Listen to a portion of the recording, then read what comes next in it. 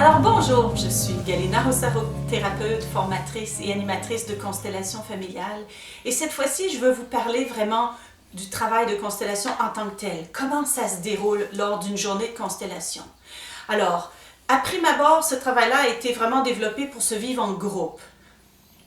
10, 15, 20, 30 personnes. Ceci dit, c'est aussi possible de le travailler dans le 1 à 1. Je reçois à mon bureau privé à Montréal des personnes qui sont peut-être pas à l'aise de commencer avec ce travail-là de groupe, donc c'est aussi une possibilité. Mais lors d'une journée de constellation, parce que moi je l'ai fait sur un jour, je vais avoir 5 personnes qui se seront inscrites à l'avance pour faire leur constellation et les autres participants, qu'on appelle des représentants, sont là en quelque sorte au service de ces 5 personnes-là, mais il ne faut pas oublier qu'elles sont aussi au service de leur propre clan parce qu'on se retrouve tous à travers ce qui est nommé là. On a des vies et des drames qui sont différents, mais on a tous fondamentalement les mêmes besoins.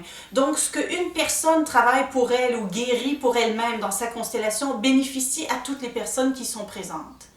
Alors, quand vient le temps pour une personne de faire sa constellation, je vais m'asseoir à côté et je regarde quel est son enjeu, son objectif. Alors, comme je veux essayer de vous donner un exemple clair, on va nommer un objectif pour le moment. La personne me dit « J'aimerais réussir ma vie de couple ». Après ça, je demande qu'elle me décrive ce qu'elle connaît comme événement marquant ou dramatique. À son niveau à elle, ça peut être des enfants morts avant elle, que ses parents ont perdu, au niveau de ses parents, oncles et tantes, au niveau des grands-parents, grand-oncles, grand-tantes, et parfois au niveau des arrière-grands-parents. Ceci dit, partez pas en peur, même si vous ne savez pas des événements qui concernent même vos grands-parents ou vos arrière-grands-parents, c'est pas grave. Alors, dépendamment de l'enjeu, de l'objectif, mes questions vont être légèrement différentes. Dans ce cas-ci, je vais demander est-ce que les parents sont encore ensemble? Quelle a été la vie des quatre grands-parents, donc des 2 groupes de grands-parents? Et est-ce qu'il y a eu des ex-partenaires importants? Par exemple, quelqu'un que maman aurait voulu épouser et qui est parti à la guerre et est mort. Ou quelqu'un qu'elle voulait épouser mais que les grands-parents maternels n'ont pas voulu qu'elle épouse. Puisque, je rappelle, l'objectif pour cette personne-là est de réussir une vie de couple.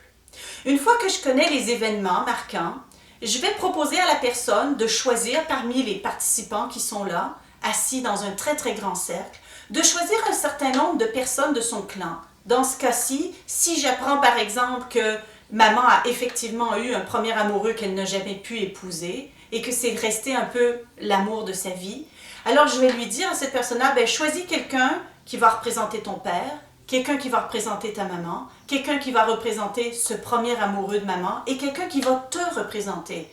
Parce que si nous-mêmes, on est dans notre constellation, on n'est pas objectif. Alors, c'est beaucoup mieux qu'on soit représenté par quelqu'un d'autre pour avoir la possibilité de rester tranquillement, simplement là comme témoin.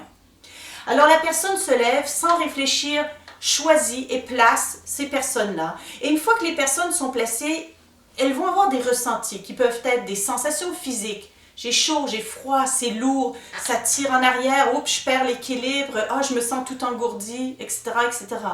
Ça peut être une émotion qui est là, des larmes, une tristesse incommensurable, une colère, une impatience, etc.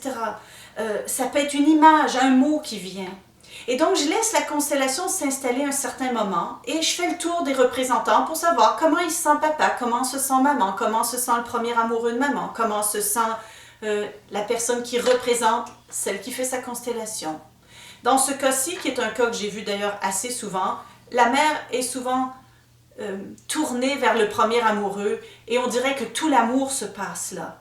Alors, je permets peut-être à cette unfinished business, à cette situation qui est restée là en plan et qui est restée bloquée dans le cœur de maman, je permets à certaines choses de se dire, peut-être que maman va aller dans ses bras, se mettre à pleurer ou lui dire « Oh, c'est tellement toi que j'aurais voulu épouser » et je peux moi-même proposer certaines phrases que les représentants ne doivent jamais répéter comme un perroquet, mais qui vont nommer la dynamique, c'est que j'aurais voulu être là.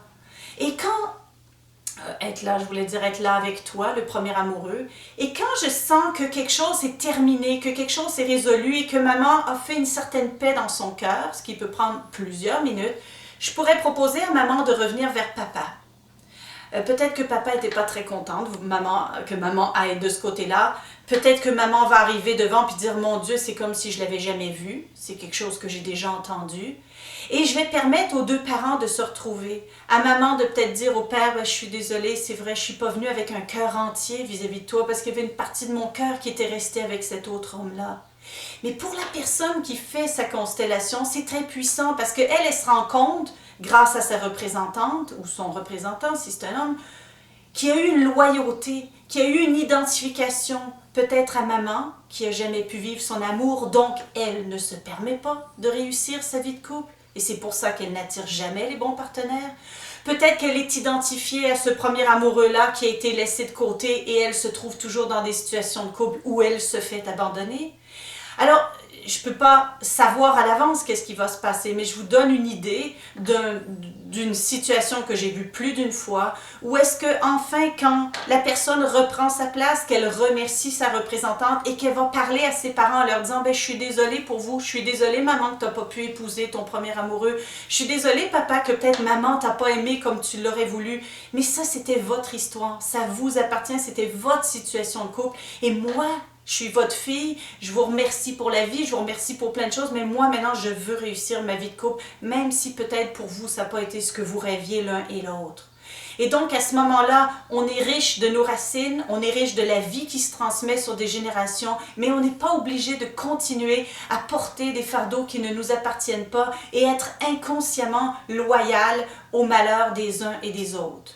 Donc lors d'une constellation, les dynamiques ressortent, les loyautés ressortent pour qu'on puisse les travailler en live, comme si on mettait en scène une partie de l'arbre généalogique et qu'on le travaillait là, en live, pour laisser en arrière ces fardeaux-là, être riche d'un passé, riche de la vie, riche de générations avant nous qui nous ont légué plein de belles choses, mais sans être dans cette obligation de porter des fardeaux qui ne nous appartiennent pas.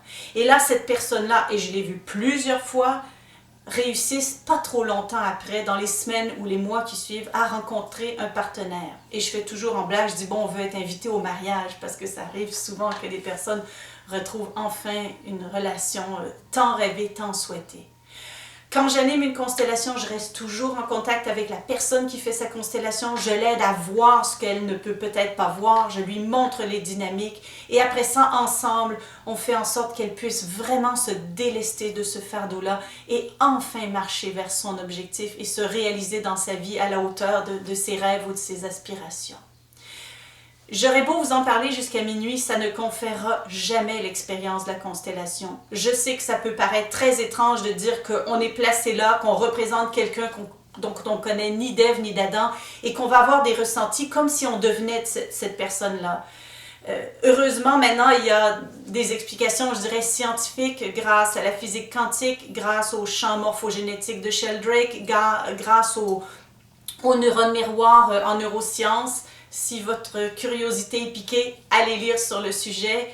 Appelez-moi, allez sur mon site qui est le www.lesconstellationfamiliales.ca et je me ferai un plaisir de vous guider dans ce merveilleux travail et de répondre à vos questions. Et surtout de vous recevoir en atelier parce qu'il n'y a que l'expérimenter qui pourra vraiment vous aider à comprendre quel est ce puissant travail sacré.